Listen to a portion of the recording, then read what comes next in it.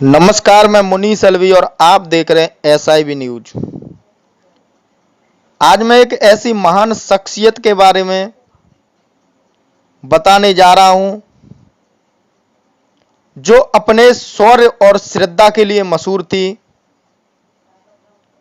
आज उनकी 295वीं जयंती है। शौर्य और श्रद्धा की देवी अहिल्याबाई होलकर। महारानी अहिल्याबाई होलकर का नाम भारतीय इतिहास की सर्वश्रेष्ठ योद्धा रानियों में शुमार है।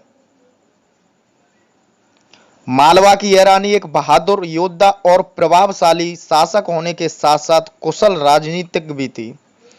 इंदौर उनके 30 साल के शासन में एक छोटे से गांव में फलते फूलते शहर में तब्दील हो गया। भारत उन कुछ देशों में शुमार है जहां महिलाओं को घर से बाहर खुद को साबित करने के लिए लंबे इंतजार का तारीखी बोझ नहीं उठाना पड़ा।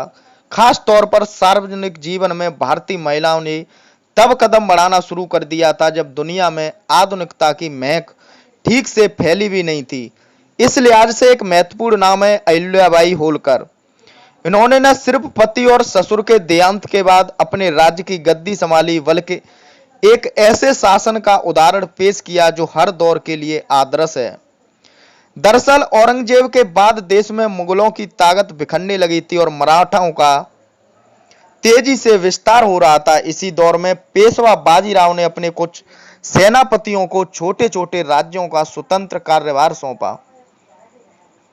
मल्हारराव होलकर को भी मालवा की जागीर मिली। उन्होंने अपने राज्य की स्थापना की और इंदौर को अपनी राजधानी बनाया।